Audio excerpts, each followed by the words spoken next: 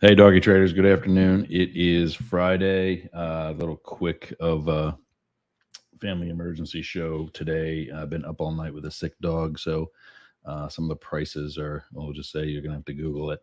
But two things to talk about today. Just make sure. Yeah, we're actually looking good on. Got a laptop showing what we look like right now, so always got to check that out. It's Friday. Some things to go back to our Wednesday show when we had the president on. Well, we didn't have the president on, but we showed the president's live broadcast of his announcement on debt forgiveness. And apparently, Goldman Sachs has taken a really good look at that. And it's not as bad as what a lot of the people bitching uh, think it is. So we're going to take a look at that first and then take a look at you could actually go through that. Yeah, there we go. So we got some expirations happening. That was from yesterday, so that's today. That's good. So ETH is about to take a jump. We'll take a look at that on Monday and see how it did. But first, we got comments already. Nope, nothing relevant for today. So let's take a look at Goldman Sachs. But first, let's circle back to do just that. All right, everybody, dizzy? Paid a couple bucks for that. That's actually here in Hudson, Florida. Um, we got to share screen in a Chrome tab. There we go. Boom. So Goldman Sachs. Let's go through. This is a tweet. No, this is actually.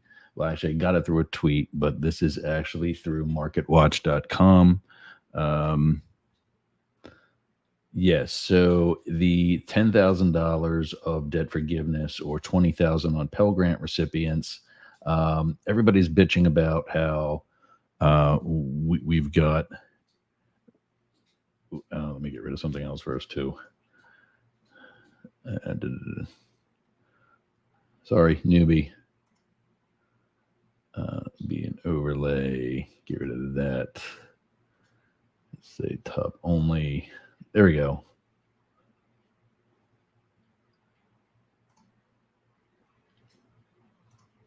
Put the smaller one up there. That's cuter. You already know who I am. Yeah. There we go. Okay. So I'm going to read it from the actual page where it's bigger and my old eyes can see it. Goldman Sachs, for the 10,000 on loans and 20,000 on Pell Grants, they're basically saying this ain't going to be as hard as what a lot of the complainers are going to say or have been saying it was, but they're also saying that it's really not as beneficial as what those for it are saying.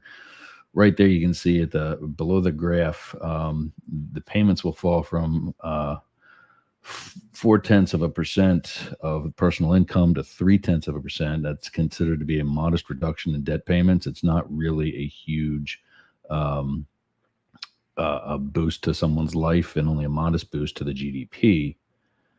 And then the other one was basically the president. I can't remember where exactly it was, but basically the president saying, yeah, this really is pretty much paid for. And that any debt that it's going to incur, there we go, 400 billion will boost the deficit over 2 years. I mean, that's really nothing. The interest that we're paying on the trillions of dollars is more than that. So, I mean, it's by comparison, yes, this is paid for. Um, of course, Facebook is lighting up with all the different memes and everything else that for or against. I wish I could have had 10 grand taken off my debt, but I think our job as adults now is to make the lives of somebody younger than us, our kids, better than what we had. And more importantly, it's time for a sip. Sorry, kids. more importantly, the prices of everything aren't going down. Um, we want to make more money at our own jobs. Well, somebody's got to be able to pay for that, and that means the price of everything else is going to go up too. It's a little difficult to just wipe the slate and start over. And we all go back to gas being 25 cents a gallon, and a hamburger and soda being a nickel, like it was when my dad was a kid. But you know, um, that's just not going to happen. So everything else is going to go up with that pay raise that you want every year. Next, today's the day. Make sure I'm actually sharing this.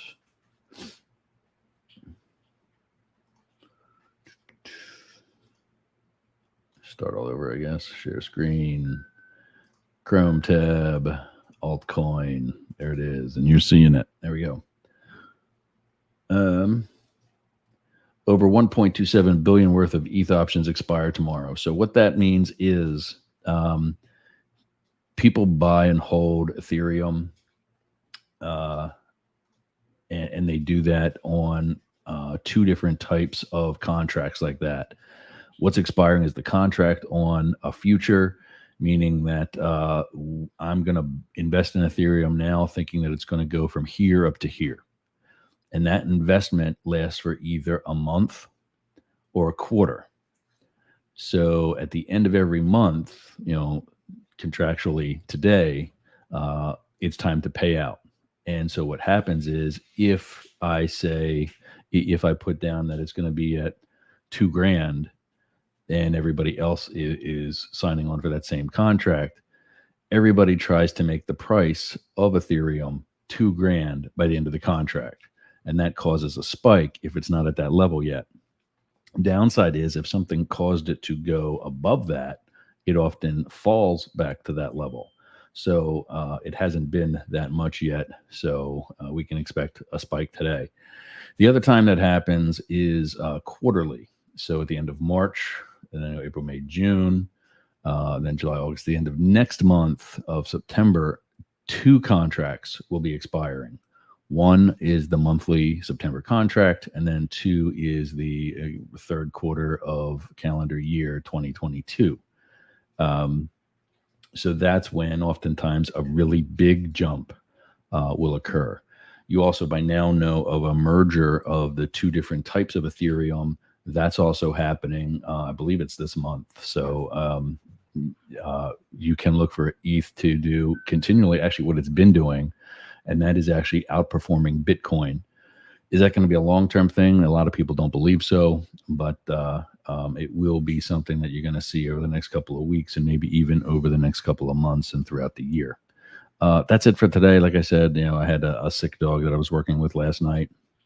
So I don't have the prices for cryptos or Forex ready for today, but we'll see how they performed once we come back on Monday. We are now again Monday, Wednesday, and Friday. We just added a Wednesday show this week. We got some other additions too. If you've seen the overlay that we had on earlier, it's the 6-1. There we go. We are now on LinkedIn as well. We're going live on Facebook, YouTube, and now also LinkedIn. Anywhere you want to be, the Doggy Traders. The thing about LinkedIn is that just went live this week, and you have to have 150 followers or subscribers or 150 of somebody on your profile or page. The Doggy Traders does not have that because that also just went live this week on LinkedIn. So please check that out. Follow us on LinkedIn if you're on that. However, I personally, not as Yergs, but as Ross Yerger, my full name, I'm on LinkedIn, Facebook, and YouTube. Worst case scenario, you can find us there or with the Yerger group. We still have that one. There we go. Oh, that's the Doggy Traders one. Sorry. There, that's the old one that we had. Yerger group, one word, anywhere you want to be. But now we got the social media for the Doggy Traders, kind of a typo / misspelling / branding thing. I love that the guy who did my overlay for this put the $ at the end of traders instead of the S. However, Everything else on the social media is named with an S right now. We're working on possibly tweaking that. We'll see. That'll be another way we can circle back and use that cool graphic we did earlier. That's it, everybody. We have a great weekend. We will see you on Monday, 3 p.m. See you then. Oh, actually, there may be a special time for Monday. Stay tuned to your alerts. Right now, we're scheduled for 3. We've got some things furthering the young man behind me at 2 o'clock on Monday, so I don't know how that's going to pan out. But we may be 3:30, 4 o'clock window just for Monday. Again, remember Monday, Wednesday, and Friday now moving forward. Talk to you again soon. Have a great weekend.